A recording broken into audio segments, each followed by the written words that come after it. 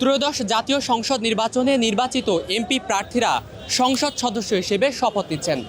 আজ সকাল 10:40 নাগাদ এই শপথ গ্রহণ কার্যক্রম জাতীয় সংসদ ভবনের শপথ কক্ষে শুরু হয়েছে এবং এখনও পর্যন্ত শপথ গ্রহণ কার্যক্রম চলমান রয়েছে। এই মুহূর্তে আমরা জাতীয় সংসদ ভবন এলাকায় অবস্থান করছি এবং এখানকার সর্বশেষ পরিস্থিতি আপনাদের দেখানোর চেষ্টা করছি। দর্শক, সকাল থেকেই নবনির্বাচিত যে সকল এমপি প্রার্থীরা রয়েছেন তারা একে একে এই সংসদ ভবন এলাকায় আসছেন এবং তাদের যে কাঙ্ক্ষিত শপথ গ্রহণ কার্যক্রম সেই শপথ কিন্তু তারা নিচ্ছেন।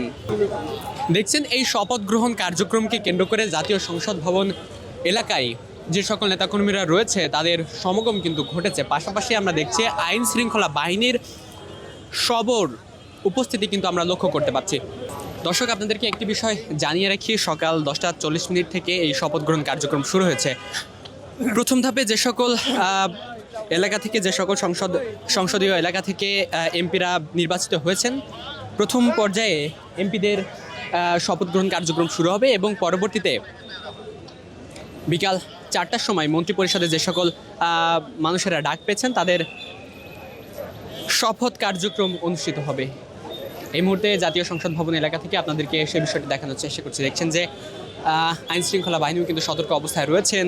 কোনোভাবে কোনো ধরনের অপ্রীতিকর ঘটনা এড়াতে মূলত আইন শৃঙ্খলা বাহিনীর এই অবস্থান।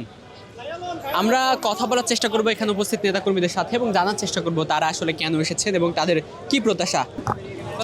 জি, আমার বাড়ি কিশোরগঞ্জ। জি, আসছি হলো আমাদের আজকা বহুদিনের আকাঙ্ক্ষা, 16-17 বছর আমাদের পরিশ্রমের ফসল। আজকে আমরা আমাদের নেতৃবৃন্দ আমার শপথ গ্রহণ অনুষ্ঠান, আমাদের দেশের দেশনায়ক আজকার প্রধানমন্ত্রী বাংলাদেশের প্রধানমন্ত্রী জননেতা জনাব তারেক রহমানের শপথ গ্রহণ অনুষ্ঠান। পরবর্তী যে সরকার নির্বাচিত হয়েছে সেই সরকারের কাছে কি প্রত্যাশা করছেন? জি, ইনশাল্লাহ আমরা এই সরকারের কাছে প্রত্যাশা করি জনগণের দুর্দশা, দ্রব্যমূল্যের ঊর্ধ্বগতি কমানো, মানুষের বিপদে পাশে থাকা।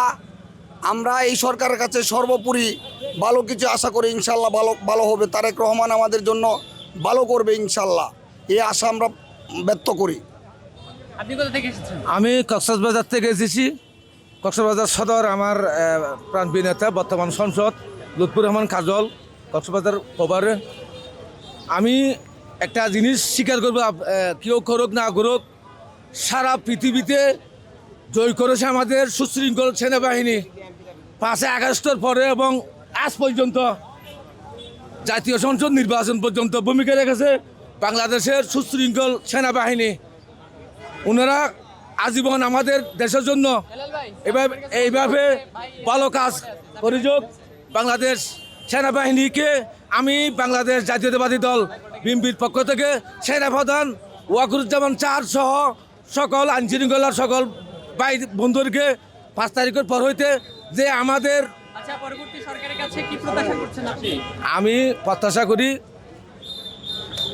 এক না একতন্ত্র নয়, যে না হাসিনা সরকারের মতো নয়, খেটে খাওয়া মানুষের যা যা প্রয়োজন, দ্রব্যমূল্য ঊর্ধ্বগতি যেন না হয় এবং যেন ভালো করে শহীদ প্রেসিডেন্ট জিয়াউর রহমান সাহেব যেভাবে রাষ্ট্র পরিচালনা করেছিল এবং সাবেক প্রধানমন্ত্রী বেগম খালেদা জিয়া যেভাবে রাষ্ট্র পরিচালনা করেছিল সেভাবে আমাদের বিএনপির প্রধানমন্ত্রী চেয়ারম্যান জনাব তারেক রহমান সাহেব রাষ্ট্র পরিচালনা করব। পাশাপাশি আমি ধন্যবাদ জানাবো আমাদের সুশৃঙ্খল সেনাবাহিনী ওয়াকুরুজ্জামান চারকে নিয়ে অনেক কথা বলেছিল। দর্শক, দেখছেন যে এই শপথ গ্রহণ কার্যক্রমকে কেন্দ্র করে সারা বাংলাদেশ থেকে মানুষের সমাগম কিন্তু ঘটেছে এই সংসদ ভবন এলাকায়।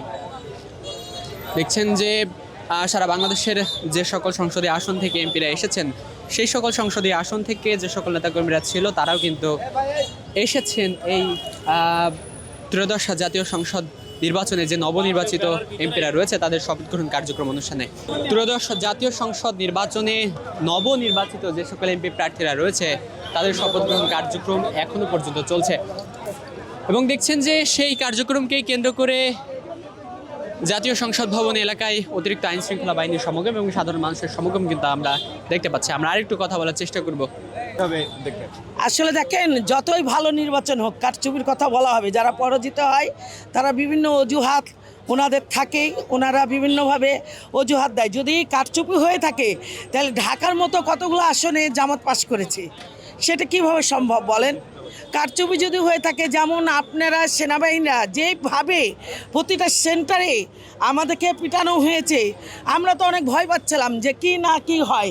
ওনারা আসলে সুষ্ঠু নির্বাচনের জন্য এটা করেছে। কারণ যদি দলীয় মারামারি গণ্ডগোল হয় দুপক্ষে, তাহলে হয়তো একটা নির্বাচন থেমে যেতে পারে, একটা সেন্টার বন্ধ হয়ে যেতে পারে। সেই কারণেই কিন্তু তারা এইভাবে জনগণকে অনেক ইয়ে করে তাদেরকে গ্যাঞ্জাম থেকে সরিয়ে দিয়ে মুক্ত করে দিয়েছে, জায়গাটা ভোটারদের জন্য সুবিধা করে দিয়েছে।